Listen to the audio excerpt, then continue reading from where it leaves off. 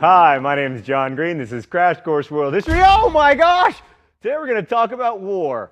Explosions everywhere! So traditionally, historians are pretty keen on wars because they feature clearly delineated beginnings and middles and ends, and because they always have a fair bit of death and drama and mortally wounded generals who have great last words like, "Let us cross over the river and rest under the shade of those trees." Whereas the last words of plague victims are always like, Sorry, plague victims. As if you don't have enough troubles, now you've got me teasing you about your uninspired death throes. Wars have easy whens, wheres, whos, and whys. 1861 to 1865. The United States, the North versus the South to end slavery and save the Union. Mr. Green, are you going to show us the hidden complexities behind something we already think we understand again? Sorry, me from the past, but yes. However, to placate you, here are some more explosions. Boom, boom, boom, boom, boom, boom. The 17th and 18th century saw a bunch of top-notch wars, but today we're going to focus on the 7 Years' War, also called the French and Indian Wars, because it was the first truly global war. In fact, no less a historian than Winston Churchill called it the First World War. But we've been so Eurocentric here on Crash Course that all we are going to say about the entire war in Europe is that Prussia and Great Britain fought France and Austria, and that the Austrian Habsburgs wanted to win back Silesia, which they failed to do. There! That's all you get, Europe! So the 7 Years' War lasted for anyone? 23 years? I hate you, me from the past. But as it happens, by sheer coincidence, you are not necessarily wrong.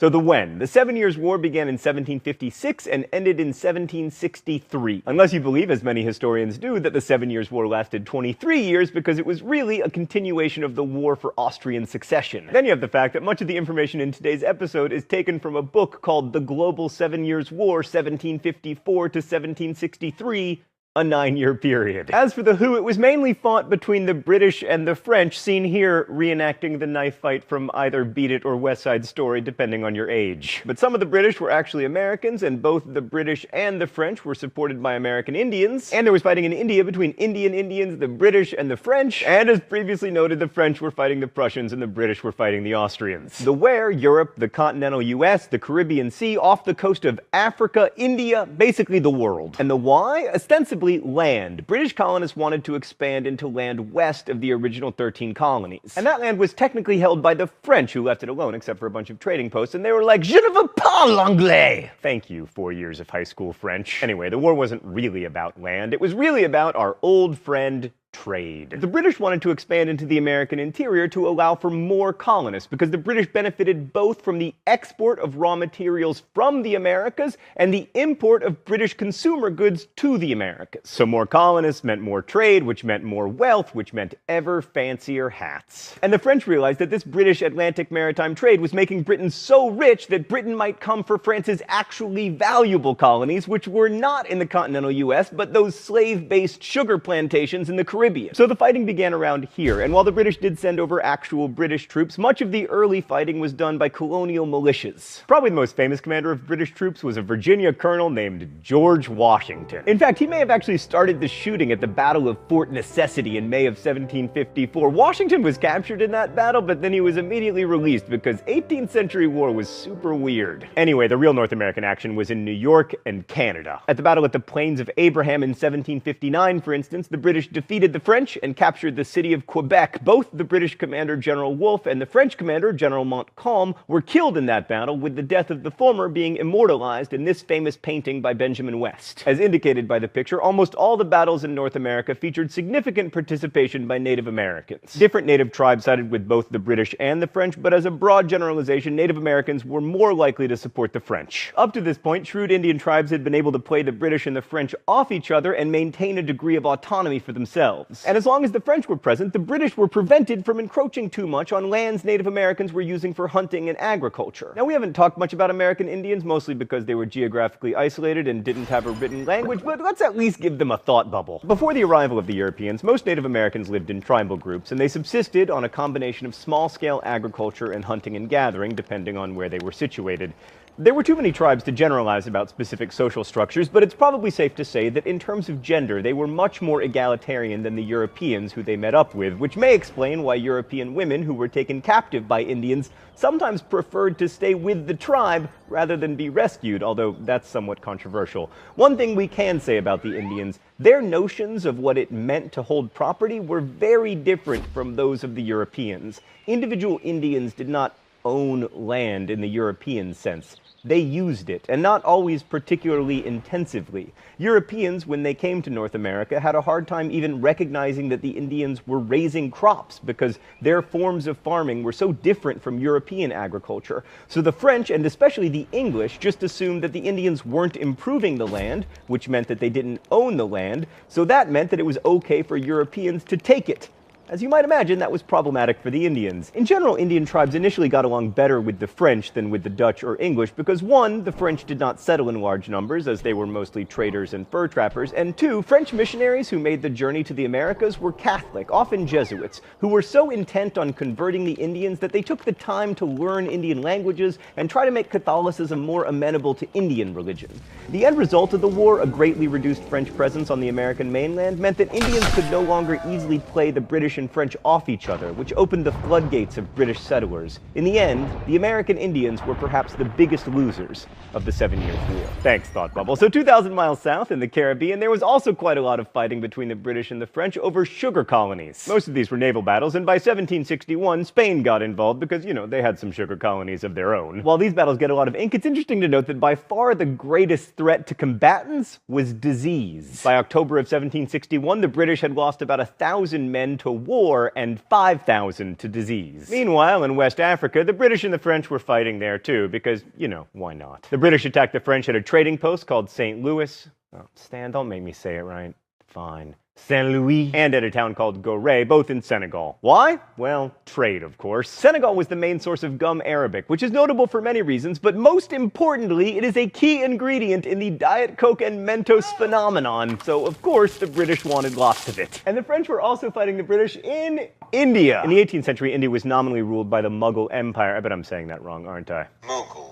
Yeah, that sounds more plausible. But as throughout most of its history, the real power in India lay with local kings and princes, sometimes called nawabs. And these princes, just like their European counterparts, were constantly vying for power and control over more territory. And to get it, they often enlisted the help, especially the military help, of Europeans. This is what happened in the most notorious event in the 7 Years' War in India, the Black Hole of Calcutta. In June of 1756, the British governor of Calcutta, Roger Drake, made the mistake of insulting the emissaries sent by the Nawab Siraj ad-Dowlah, who duly besieged and captured the English garrison of 500 with his own army of 30,000. Drake escaped to nearby ships with the town's women and children. You know the old saying, women, children, and governors first. But the town's defenders remained, and the survivors were imprisoned in a small, windowless room that came to be known as the Black Hole, and 40 of 63 prisoners suffocated overnight. This story is mostly famous in a war that killed 1 million people because the British press exaggerated the numbers in order to build support for the war in India. Not the last time that exaggerations of enemy brutality would be used to gin up support for a war. Perhaps the most interesting thing about the military campaigns in this part of the world is that, at least initially, they were not undertaken by governments themselves, but by corporations that had their own armies. The British East India Company was the most successful of these corporations, primarily because of the military skill of its leader, Robert Clive. Oh, it's time for the open letter?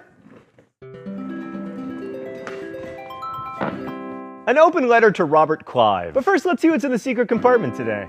Oh, bubbles. That makes sense, Stan. The British East India Company was involved in several early market bubbles.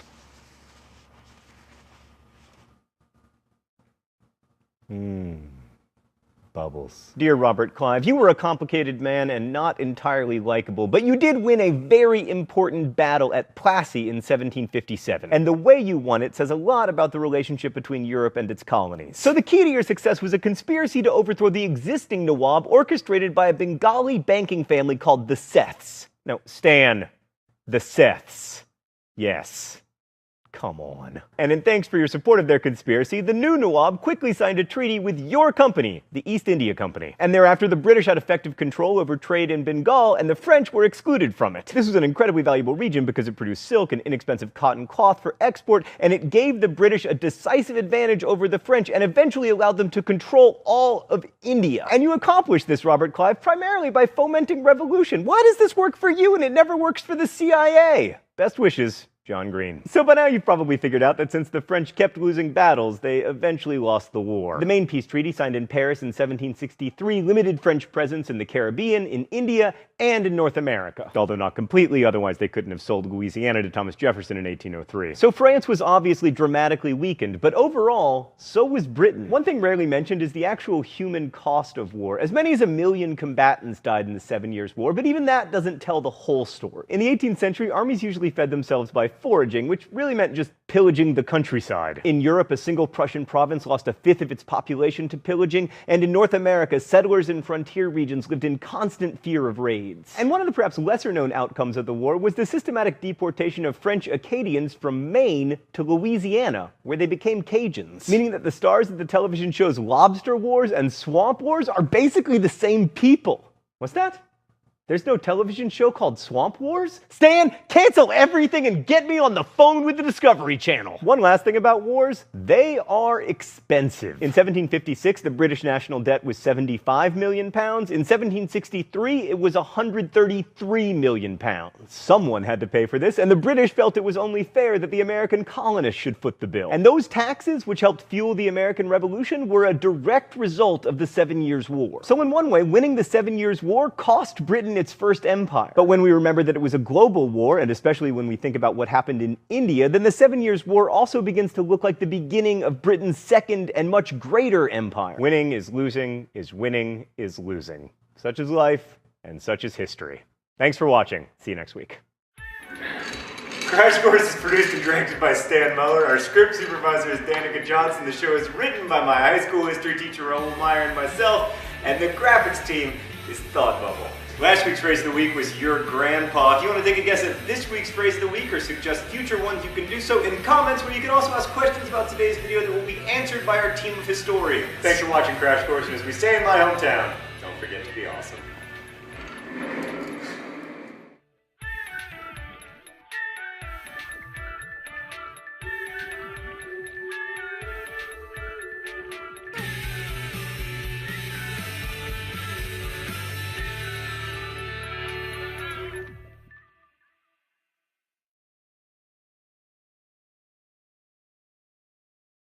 To 1865, the United States, the North versus the South, to end slavery and save the Union. Mr. Green, are you going to show us the hidden complexities behind something we already think we understand again? Sorry, me from the past, but yes. However, to placate you, here are some more explosions. Boom, boom, boom, boom, boom, boom. The 17th and 18th last words like, let us cross over the river and rest under the shade of those trees. Whereas the last words of plague victims are always like, sorry, plague victims. As if you don't have enough troubles, now you've got me teasing you about your uninspired death throes. Wars have easy whens, wheres, whos, and whys. 1860, Great Britain fought France and Austria, and that the Austrian Habsburgs wanted to win back Silesia, which they failed to do. There, that's all you get, Europe. So the 7 Years' War lasted for, anyone? 23 years? I hate you, me from the past. But as it happens, by sheer coincidence, you are not necessarily wrong. Hi, my name is John Green. This is Crash Course World History. Oh my gosh!